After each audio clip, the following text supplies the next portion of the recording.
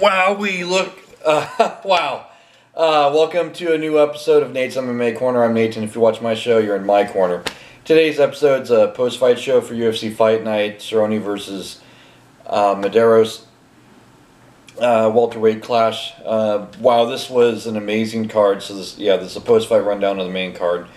I would have been driven nuts if this main event went to a decision, because I just felt like with the late stoppage, the co-main, and then the stoppage in round 2 for the other main card fight, felt like even though there were stoppages, it felt like this card was just sort of dragging on at points.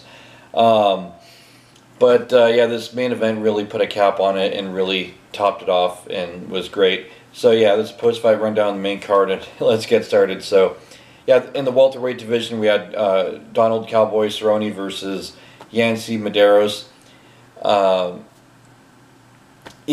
I went 3-3 on this main card, and I picked UFC Medeiros to win, but Cerrone got it done in the first round with literally 2 seconds left. And like I said on my pre-fight show, I thought that UFC Medeiros would get rocked in the first round, but survive and then finish Cerrone in the second round.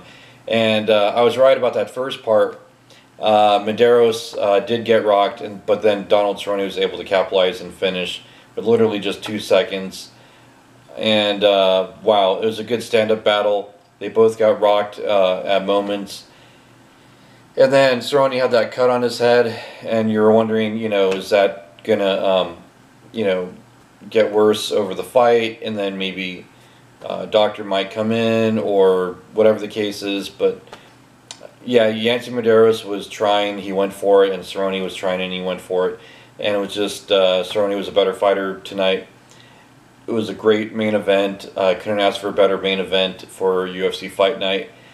Then, Cerrone, he snaps his 3-fight winning streak and gets this big win over, I guess you could say an up-and-comer still. I mean, UFC Medeiros has been fighting in the UFC for a while, but he's still kind of an up-and-comer in a sense.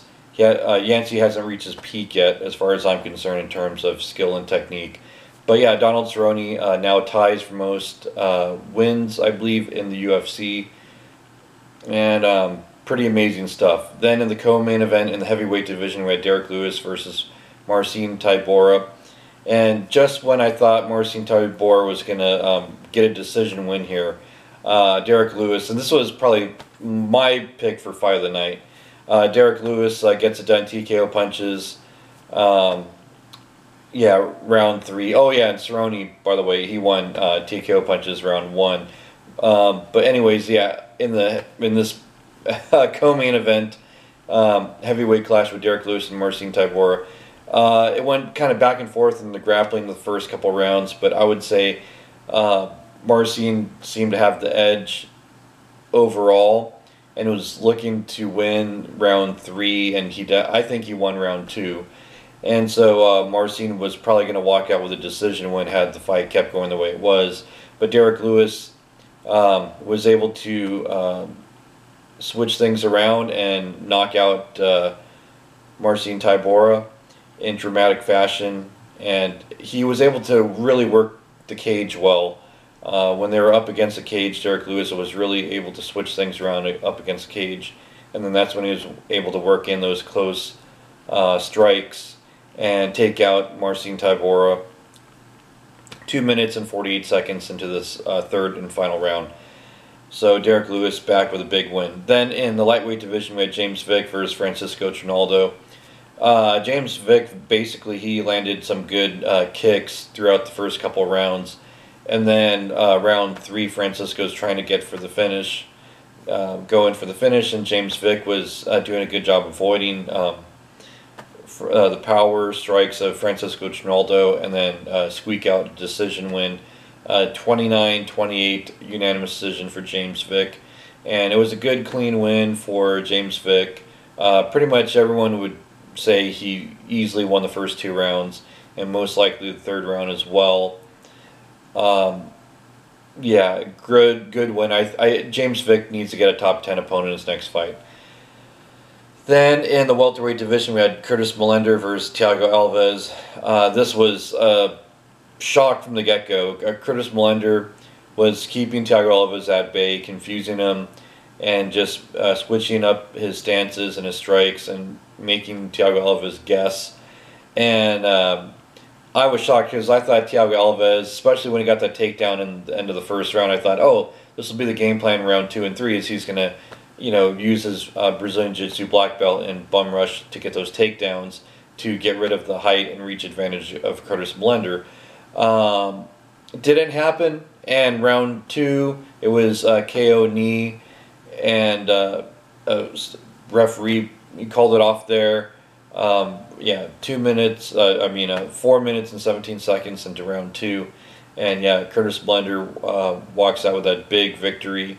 And he's been waiting to be in the UFC and be in the spotlight for quite a while now. And he was on the main card against a former title challenger at welterweight in Thiago Alves. So it's a big win for Curtis. Big push for him, being on the main card against a legend in the sport and a guy that's had plenty of fights. And Curtis Millender's definitely on the rise now, especially he has good training partners in the likes of Bobby Green, who's one of the nicest guys you'll ever meet. And great fight. Then in the featherweight division we had Brandon Davis versus Steven Peterson. Another one where I got wrong. Sorry, Jason Knight in your camp. I went with Peterson on this one, but I love all those guys over at Knight's camp. 30-27 and 29-28 and 30-26 win for Brandon Davis. I gotta disagree with that 29-28 and then the 30-26 maybe. I gotta say, if I were a judge, I would agree with the 30-27. I think it was a 10-9 round, all 3 rounds for Brandon Davis. He looked good. He was crisp with his strikes. Great boxing, and this was a great win at featherweight for Brandon Davis, and he definitely rebounds from all his previous losses with a win over Steven Peterson.